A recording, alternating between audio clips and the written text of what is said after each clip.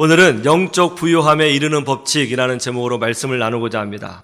요즘 신종 코로나 바이러스 때문에 전 세계가 난리죠. 그래서 학교가 휴업을 하고 또 어린이집도 휴업을 하고 유치원도 휴업을 하는 사태가 이어지고 있습니다. 어디 학교뿐이겠습니까? 기업도 회사도 한시적으로 폐쇄하는 일까지 벌어지고 있어요. 그런데 이게 다 휴업을 하고 있는데 놀랍게도 대치동 학원가는 학생들로 꽉 차 있다고 그러죠. 더 나은 삶을 향한 인간의 욕망이 전염병에 대한 두려움을 이기고 있는 것이죠. 여행을 하다 보면 호텔마다 수준이 다르다는 것을 많이 체험합니다. 좋은 호텔은 역시 좋고 좀 수준 낮은 호텔은 역시 수준이 좀 낮아요. 시설적으로 보면 별 차이가 없습니다. 욕실도 있고 화장실도 있고 침대도 있고 그리고 깨끗하지요. 그런데 지내다 보면 아주 작은 것 때문에 차이가 나요. 가족 여행을 할 때였습니다. 낮에 물놀이를 좀 했기 때문에 타올을 다 사용한 거예요. 그래서 이제 프론트에 전화를 걸어서 타올을 좀 더 달라고 했더니 딱 한 장을 가져왔더라고요. 더 이상은 안 된다는 것입니다. 원래는 안 드리는 건데 특별히 준다는 거예요. 얼마나 마음이 상하는지 결단했어요. 다시는 여기 안 온다. 다시는. 그런데 좋은 호텔은 어떻습니까? 수건을 가져다 달라고 했더니 큰 타올 석 장, 작은 타올 석 장 이렇게 세트로 딱 준비해서 가져다 주더라고요. 그러면서 하는 말이 혹시 더 필요하시면 연락을 달라. 가져다 주겠다.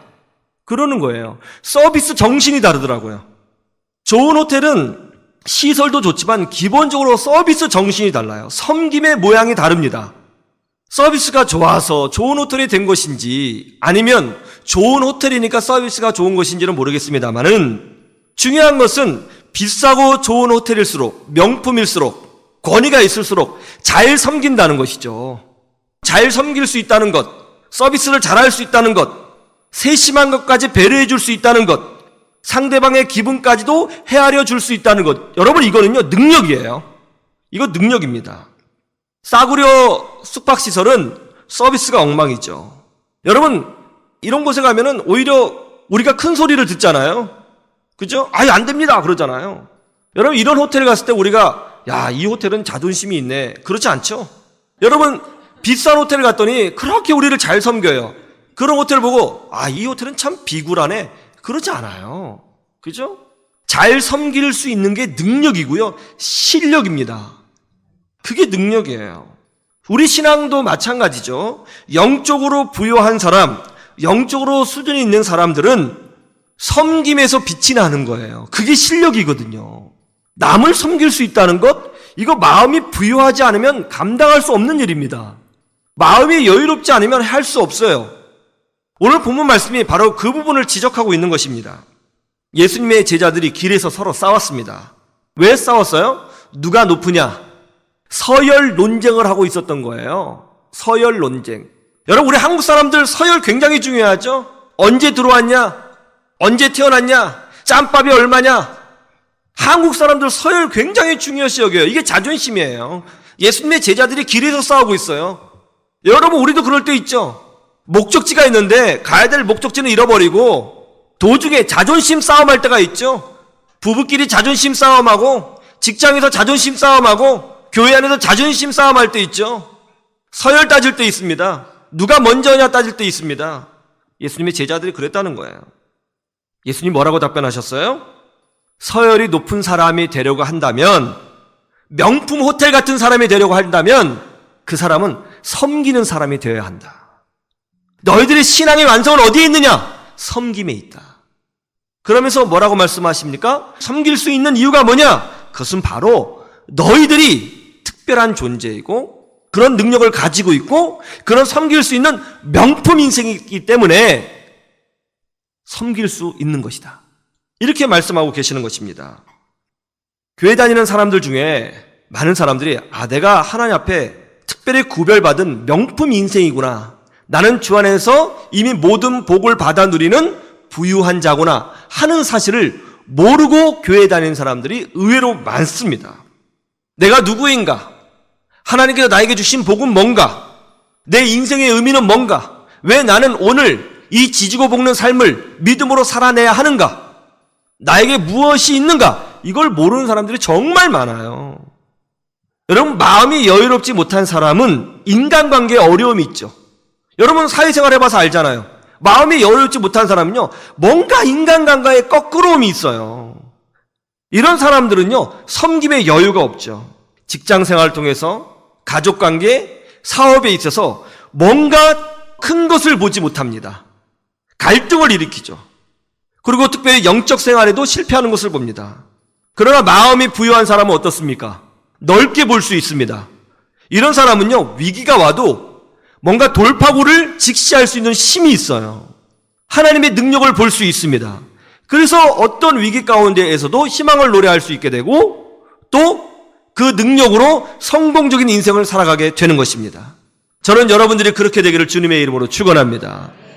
그러면 영적 부유함에 이르는 길은 뭘까요? 첫 번째로 복된 자화상을 회복해야 된다는 것입니다.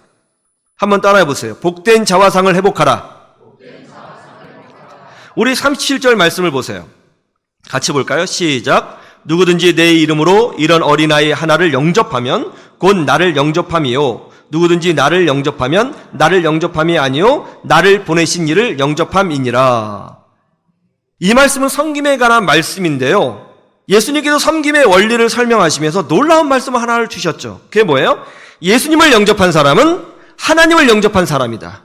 즉 예수님을 믿는 사람은, 예수님을 나의 구주로 영접한 사람은 하나님과 대면하며 사는 사람이다. 하나님의 측근이다. 그렇게 말씀하고 계시는 것입니다. 여러분, 성경에 보면 하나님을 직접 본 사람이 있나요? 한 명도 없죠. 그런데 출애굽기 34장에 보면 모세가 시내산에 있을 때에 하나님께서 지나가시는 모습을 봤습니다. 어떻게 되었죠? 그 지나가시는 모습을 본 모세가 변화됐죠. 어떻게 해요? 그의 얼굴에 광채가 나기 시작했습니다. 빛이 났어요. 얼마나 밝은 빛이 났는지 이스라엘 백성이 모세의 얼굴을 똑바로 볼 수가 없었어요. 하나님의 모습을 지나가는 것만 봐도 얼굴에 광채가 나고 존재가 달라져요. 우리는 누구입니까? 여러분, 우리는 예수 그리스도를 통하여 하나님의 자녀가 된 사람인 줄로 믿습니다. 우리는 하나님을 지나가는 모습으로 보는 사람이 아니고 하나님의 자녀예요. 하나님의 품 안에 있는 자고 하나님과 동행하는 자고 하나님께 특별히 귀하게 여기는 그런 존재로 이 자리에 부름을 받고 있는 것입니다. 여러분, 우리가 십자가에 달리신 예수 그리스도를 바라볼 때 우리의 죄가 청산된 줄로 믿으시기를 주님의 이름으로 축원합니다. 우리를 위하여 채찍에 맞으신 예수님을 바라볼 때 우리의 모든 질병이 치유가 되는 것입니다. 예수님께서 십자가에서 죽으셨을 때 우리의 모든 가난과 아픔과 저주는 끝이 나고 하나님의 복된 자녀로 완전히 새롭게 태어나게 된 것입니다. 하나님이 아브라함을 부르시고 아브라함에게 이렇게 말씀하셨죠. 너는 복이 될지라. 중요해요. 하나님은 아브라함에게 너는 복을 받을지라 이렇게 말씀하신 것이 아니라 뭐라고 말씀하셨다고요? 너는 복이 될지라. 너는 복이 될지라. 이걸 순 우리말로 바꾸면 뭐죠? 너는 복덩이다. 그런 뜻이에요. 너는 복덩이다. 예수 그리스도의 십자가의 보혈을 의지하고 하나님의 자녀가 된 너는 복을 받을 정도가 아니라 복덩이다. 그렇게 말씀하고 계시는 것이죠. 이 말씀의 의미가 뭐예요? 어떤 저주도, 어떤 절망도, 어떤 좌절도 절대로 우리를 넘어뜨릴 수가 없다는 것입니다. 물론 우리가 이 땅에 살면서 고난도 있고 아픔도 있어요. 실패도 있어요. 넘어짐도 있어요. 그러나 그것이 우리를 지배하지 못한다는 것입니다. 우리가 가는 곳곳에 하나님이 동행하시고 우리가 밟는 땅이 저주의 땅이라면 그 땅이 축복의 땅으로 변화가 되는 것입니다. 제가 청년 사역을 할 때에 한 청년이 저에게 이런 질문을 했어요. 목사님, 왜 성경에는 과학에 관한 이야기가 없나요? 성경에 지구과학이나 중력이나 공룡에 관한 이야기나 또 우주에 관한 이야기나 뭐 이런 이야기들이 기록이 돼 있다면 오늘날 청년들이 예수님 믿기가 훨씬 더 편했을 것 같습니다. 왜 이런 말씀이 없을까요? 진리의 말씀인데요. 그래서 저도 궁금하더라고요. 하나님 앞에 기도했습니다. 하나님, 정말 그 청년의 말대로 성경에 중력에 관한 이야기, 지구가 둥글다는 이야기, 양자역학에 관한 이야기, 공룡에 관한 이야기, 유전 법칙에 관한 이야기들이 살짝이라도 기록이 되어 있었다면 오늘날 많은 청년과 학생들이 진화론 때문에 혼란스러워하는데 그런 혼란스러움을 이겨내고 훨씬 더 예수님을 잘 믿었을 것 같습니다. 이런 말씀을 왜 기록해 놓지 아니하셨을까요? 그렇게 기도를 했어요. 어느 날 우리 주님께서 저에게 말씀해 주셨습니다. 너희들은 만원경으로 저 우주를 날마다 살펴보고 있느냐? 별들을 날마다 연구하고 있느냐? 너희들은 자원을 개발하기 위해서 바다에 들어가고 땅을 파고 있느냐? 너희들은 에너지를 얻기 위하여 날마다 태양을 바라보고 석유를 바라보고 있느냐? 나는 그런 것에 관심이 없다. 나는 그런 것에 아무런 마음이 없다. 내가 관심 있는 것은 바로 너희들이다. 나의 자녀들이다. 나는 날마다 내가 관심 있어 하는 너희들을 바라보고 있다. 그래서 성경에 너희들의 이야기를 기록해 놓은 것이다. 여러분, 우리는 세상에 관심이 있죠. 얼마나 무엇인가를 많이 얻을 수 있는가. 그런데 하나님은요, 그런 것에 관심이 없어요. 바로 여러분에게 관심이 있습니다. 그래서 예수님을 보내주신 거예요. 그래서 우리에게 성령을 주신 거예요. 그래서 우리에게 교회를 주신 거예요. 믿으시기를 주님의 이름으로 축원합니다. 오늘 예수님께서 제자들에게 으뜸에 되려고 한다면 섬겨야 한다고 말씀하고 있습니다. 이거는 동양 철학에서 말하는 겸손을 말씀하고 있는 것이 아닙니다. 이것은 하나님의 자녀됨이 누릴 수 있는 특권을 말씀하고 있는 거예요. 동양 사상이 아닙니다. 너희들이 섬길 수 있는 이유는 너희들이 이미 많은 것을 가지고 있기 때문에 명품 호텔처럼 그런 존재가 다른 사람이 되었기 때문에 섬길 수 있는 것이다. 그러므로 자신감 있게 섬겨라. 거기에 능력이 있다. 이렇게 말씀하고 있는 것입니다. 여러분은 이미 복된 자입니다. 하나님께 부름받은 자입니다. 하나님께서 모든 것을 주셨습니다. 이런 마음으로 영적 자화상을 회복하여 주의 복을 누리는 주의 백성이 되기를 주님의 이름으로 축원합니다.